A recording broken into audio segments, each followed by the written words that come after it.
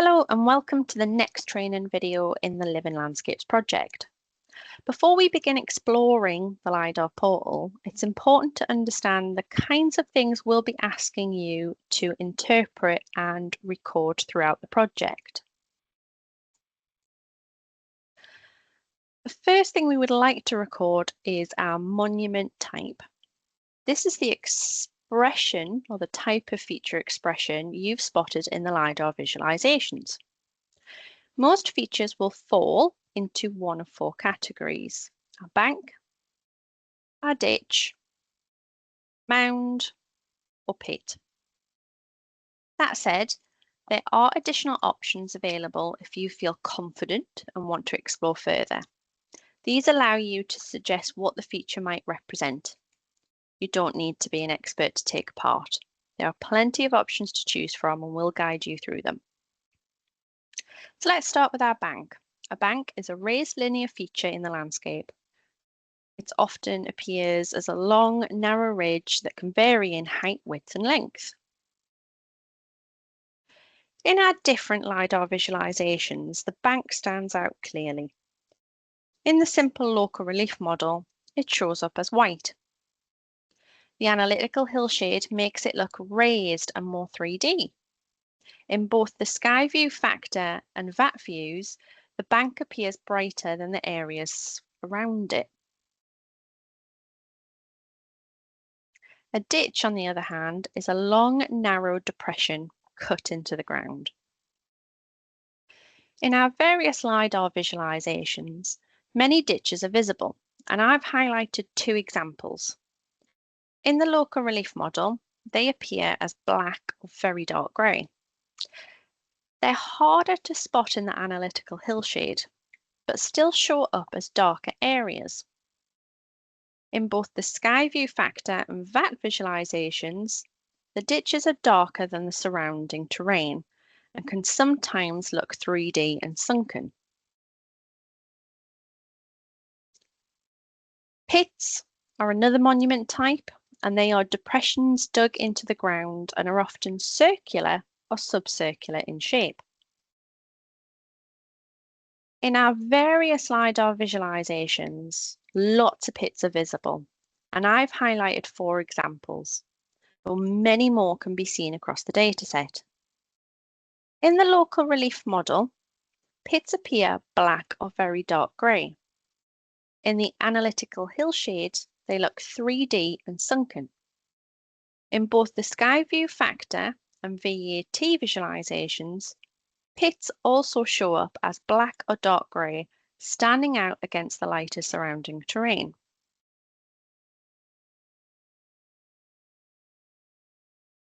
Another monument type we might look at is the mound, and the mound is a rounded pile of earth or stones. In our various lidar visualizations, a single mound stands out. In the simple local relief model, it appears as white and rounded. In the analytical hillshade, it looks 3D and raised. In the sky view factor and VAT views, the mound has slightly darker edges with a lighter top, and it also pops out with a 3D-like appearance.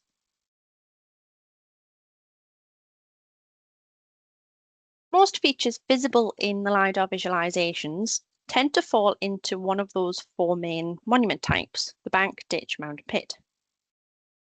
Now that we've covered those, let's take a closer look at some more detailed interpretations, starting with drains.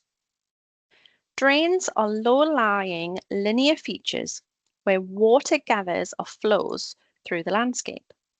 These can be natural, like small gullies or stream channels, or man-made, such as field drains or cut ditches. In our example here, drains appear as black or very dark grey lines, similar in appearance to ditches. If you're unsure whether a feature is a drain or a ditch, it's perfectly fine to record it as a ditch. It's better to include it with uncertainty than to leave it out entirely. Another feature we may encounter is an enclosure. These are clearly defined areas of land, typically bounded by banks, ditches, or walls. Their boundaries mark a distinct space that was often used for farming, settlement, or livestock. Enclosures can date from prehistoric times through the medieval period to more recent centuries.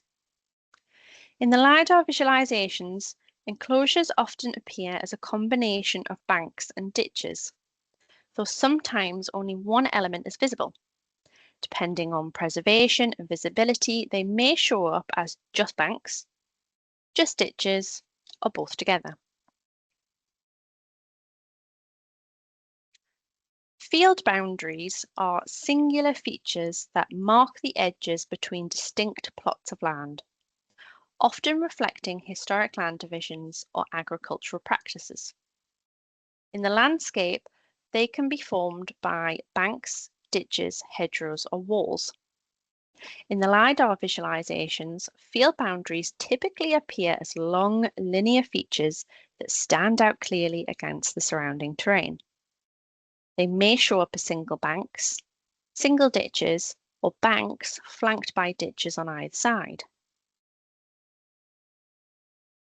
When multiple boundaries are grouped together in a structured pattern, we refer to them as field systems. These are organized layouts of land division that reflect how the landscape was historically used for agriculture, settlement, or grazing. Field systems are characterized by their regularity, repetition, and alignment, which sets them apart from isolated boundaries. In the LiDAR visualizations, field systems typically appear as networks of long, linear features that define multiple adjacent fields. They can appear as banks, ditches, or banks flanked by ditches on either side. In this case, the field systems are visible as banks, which show up as white features in the LiDAR visualizations. Another monument type we might come across is geomorphology. Geomorphology is all about the natural shapes and features of the land, like hills, valleys, slopes, and ridges. These landforms are created by things like erosion, weather, and geological activity over thousands of years. They're not human-made, but they help us understand the landscape and how people might have used it in the past. In this example, we can see dark depressions, which are actually the bottom of a spring and river valley. Best way to identify these is to look at any mapping. In LiDAR, geomorphological features show up as broad, smooth shapes rather than sharp or detailed ones. You might see gentle slopes, dips in the ground, or raised areas. On Exmoor, you'll also notice geology lines. These mark changes in the type of rock or soil beneath the surface. They can appear as bubbly raised areas, patches of land that look slightly lumpy or textured. They can influence how the land looks and behaves, and sometimes even affect where people build things or how water flows. These lines are useful for understanding the natural layout of the landscape and spotting patterns in the LiDAR visualizations. Hollows are shallow dips or depressions in the landscape that can either be natural or human-made. They might be caused by erosion, old quarrying, collapsed structures, or even past pits and ponds. In the LiDAR visualizations, hollows often appear as dark, sunken areas. They can look like pits. If you're unsure whether a feature is a hollow or a pit, it's perfectly fine to record it as a pit. It's better to include it with uncertainty than to leave it out entirely. Another monument type that's quite common across Exmoor is peat cutting. Now, peat cutting involves removing layers of peat from bogs or moorlands, traditionally used for fuel or horticulture. This process leaves behind long, narrow trenches or rectangular pits, often arranged in regular block-like patterns, depending on how and when the peat was extracted. These features are human-made and usually shallow, but they can resemble pits, just more rectangular or square in shape. Another monument type we might come across is plantations. These are areas where trees have been deliberately planted, often in straight rows for timber conservation or land management. Unlike natural woodland, plantations usually show a more structured and regular pattern, depending on the age, species, and planting method. In the lidar visualizations, plantations can appear textured or patterned or wobbly, especially if the trees are still standing and densely packed. You might see linear lines between each planting row or space, which can create a striped or blocky effect. Quarries are human-made areas where stone, gravel, or other materials have been dug out of the ground. They can vary in size, but often leave behind large sunken pits, ditches, or steppe terrain, depending on how the material was extracted. These features are usually easy to spot in the lidar visualizations because of their size and shape. Another monument type we might come across is ridge and furrow. Ridge and furrow is a pattern of parallel raised ridges and shallow ditches created by medieval and post-medieval ploughing. It reflects historic farming practices and is often found in areas that were once part of open field systems. These features are human-made and usually show a clear, repetitive layout across the landscape. In the lidar visualizations, all models consistently show a striped effect, with lighter raised ridges and darker sunken ditches.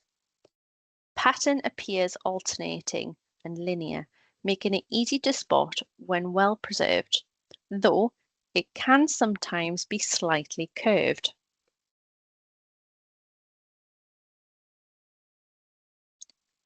Tracks are linear routes across the landscape, used for walking, driving, or moving livestock. They can be historic or modern and may appear as worn paths, sunken lanes, or raised causeways, depending on their age and construction. Some tracks are still in use today, while others survive only as faint traces in the terrain. In the lidar visualizations, tracks can sometimes look like ditches, especially if they're deeply worn or eroded. The best way to confirm a track is to compare the lidar visualizations with historic maps.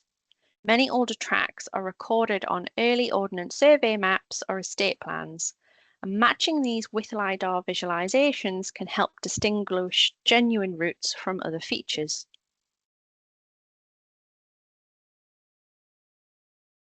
Another monument type we might come across is structures. Structures refer to any built features created by humans, such as buildings, walls, platforms, or foundations. These can range from standing remains to buried or eroded traces of past construction. During lidar processing, standing structures are often removed to generate a digital terrain model, which focuses on the bare earth surface. However, that doesn't mean all traces disappear. Ground level features like banks, rectangular platforms, or hollows may still be visible. And in some cases, areas where structures were excluded when creating the digital terrain model show up as no data values. So when looking at lidar visualizations, you might notice gaps or strange textures in the data. These are often no data values, meaning the lidar didn't record the ground surface in those spots.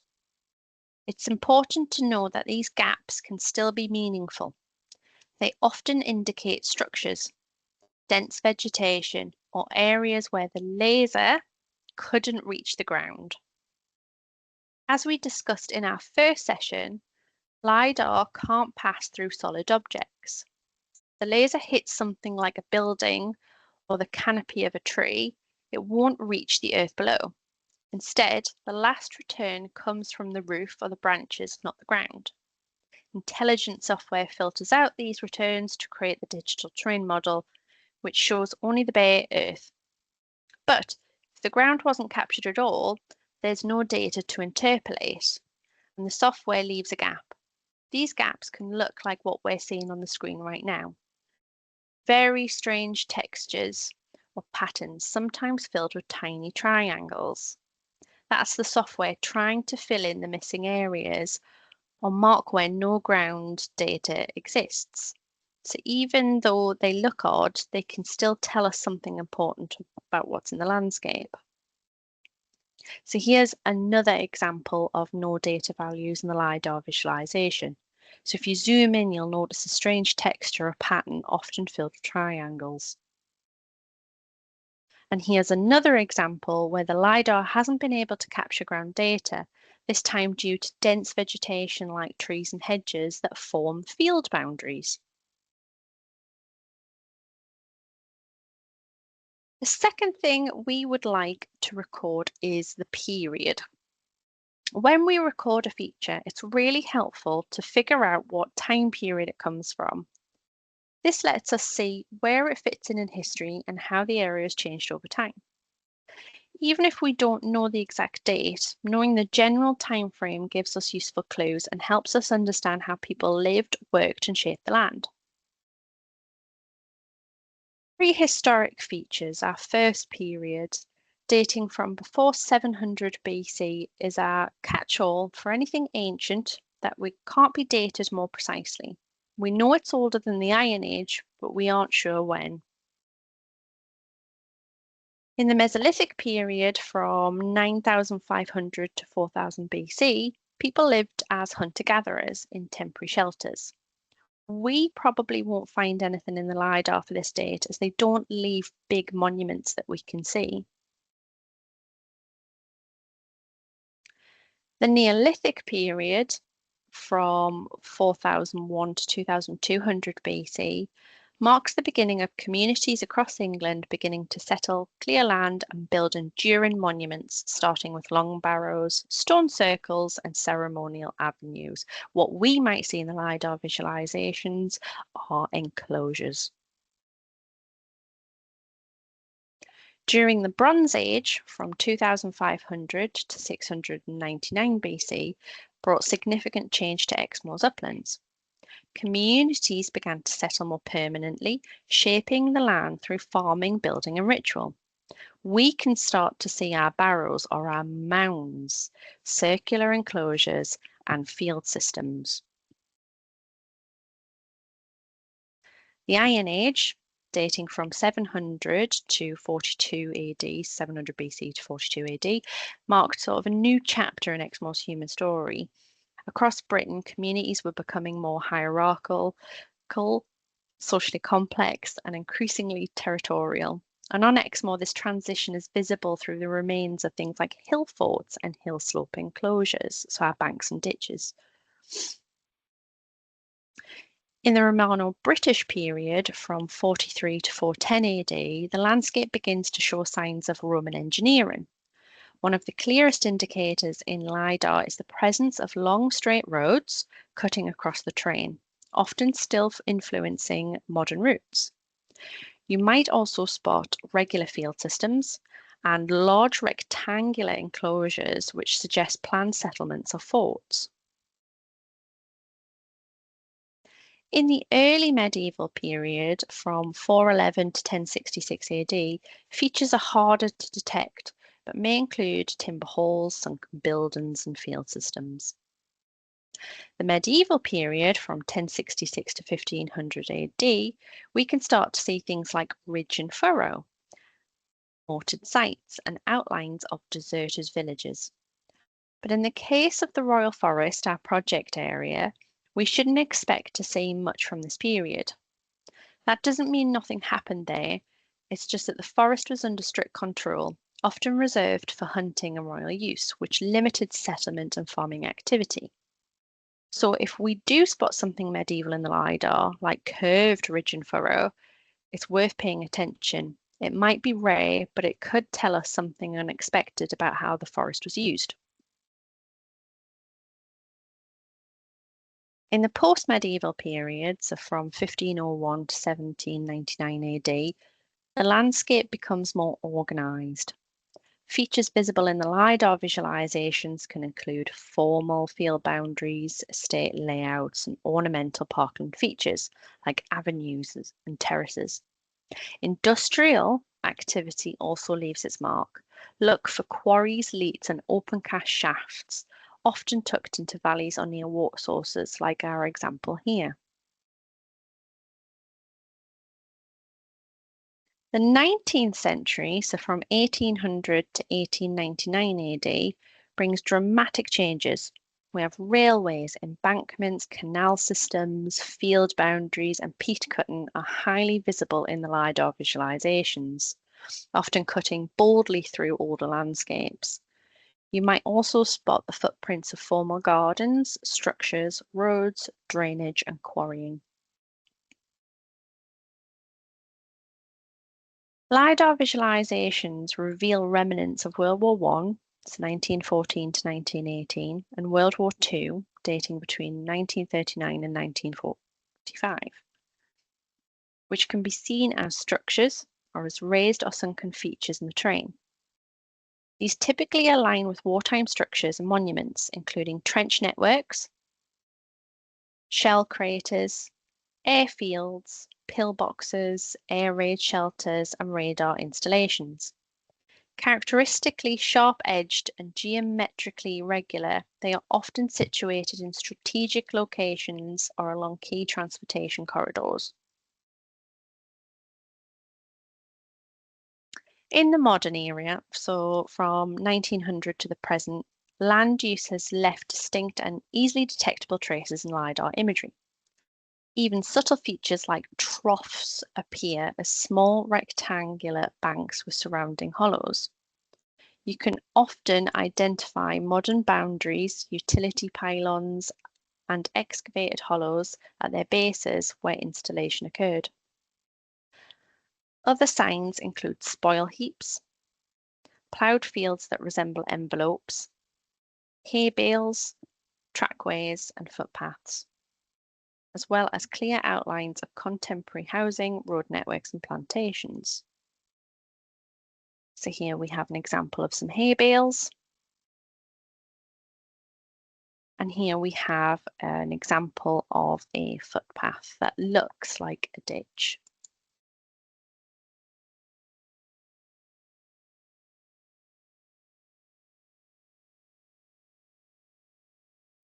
The next thing we would like to record, so we've recorded our monument type and our period, we'd like to record whether something we found has already been documented in Exmoor's Historic Environment Record, or known as the HER. This is our central resource for understanding the archaeology and history of the landscape, and it's made up of two main types of records, our monument data and our event data. Each record isn't just a description, it's also tied to a mapped location. That means we know exactly where the feature is, and in many cases, how far it extends across the landscape. This spatial information is crucial. It allows us to see patterns, understand relationships between features, and track changes over time. It also helps us avoid duplication, plan future surveys, and protect sensitive sites. By linking each record to a precise location, the HER becomes not just a list of features, but a dynamic map of our historic environment.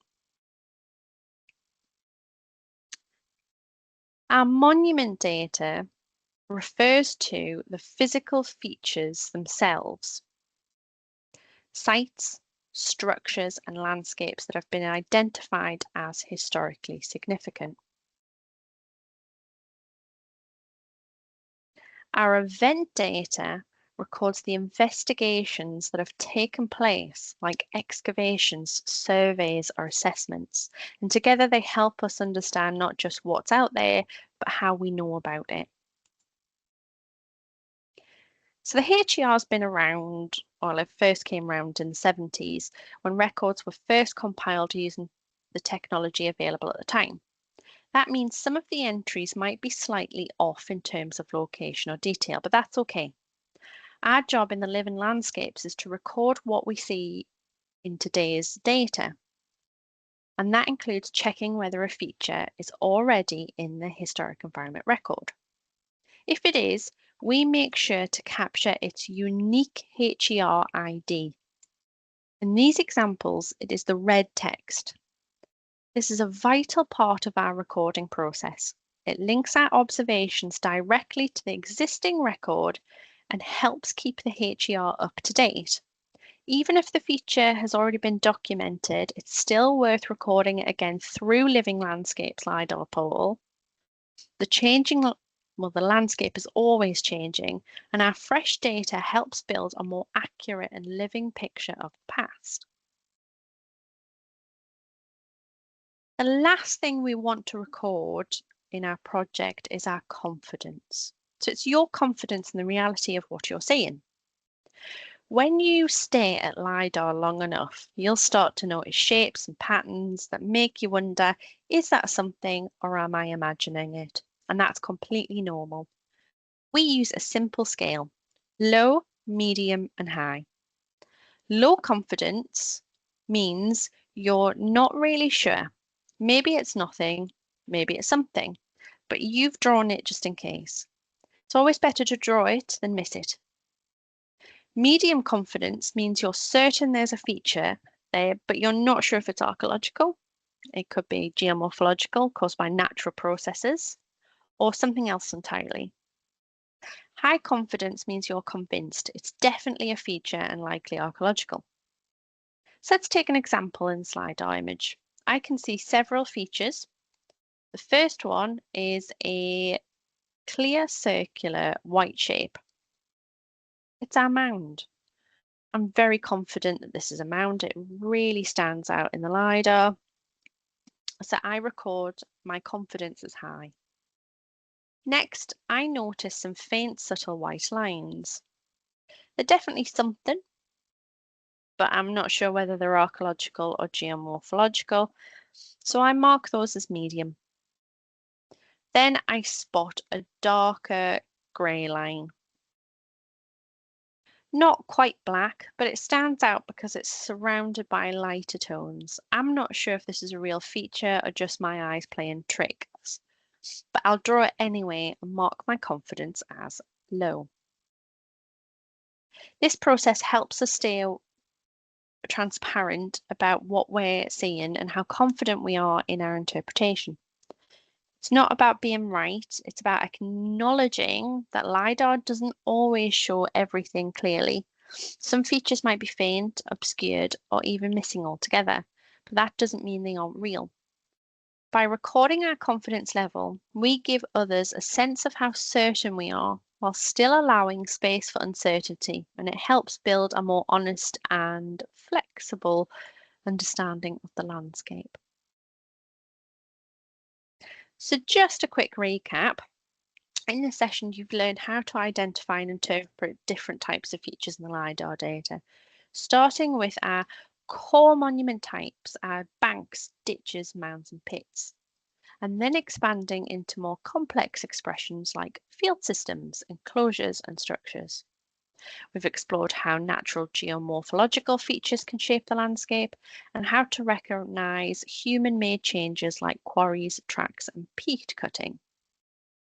We've briefly looked at different historical periods that we'll be using in this project, from the Mesolithic right through to the modern day, and how assigning a period helps us understand the timeline of the landscape. We've also touched on the historic environment record and how it connects our observations to existing records.